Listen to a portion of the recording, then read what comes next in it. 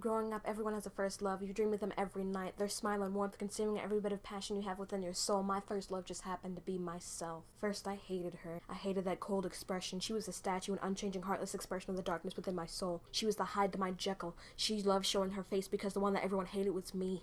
Her words moved through me as a master ventriloquist, but our friends couldn't see all of her bitterness sucking the oxygen from the room. They blamed me for their suffocation, but I too was a victim.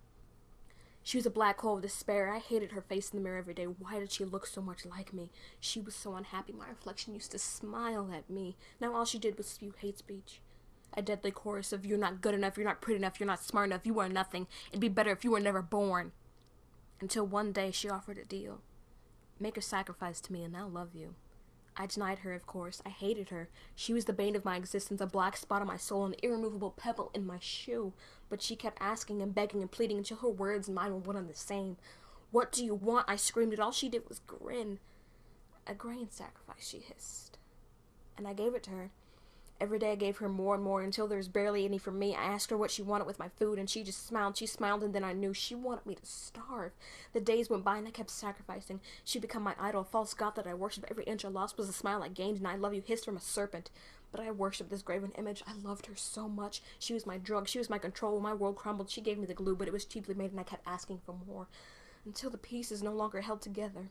I was the living dead. Every day I lived was a night I wanted to die. With every rising of the sun was the setting of my shattered hope. Every kind smile seemed to be a deceitful laugh at the pain of my existence. Every shining moment was diluted by darkness. Every happy thought was ripped apart by the wicked witch I became.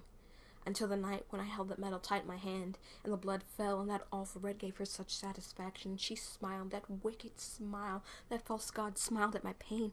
She only loved my suffering. I was used and abused by my self-hatred. There were days when I felt my bones screaming out for salvation, but I ignored their call. I didn't want to be saved. I couldn't bear being free. I had control. When everything around me became a whirlwind of uncertainty, I was certain that I was right. My pride was an addiction. With every high I got, I shattered, falling to deeper depths of disturbed delight.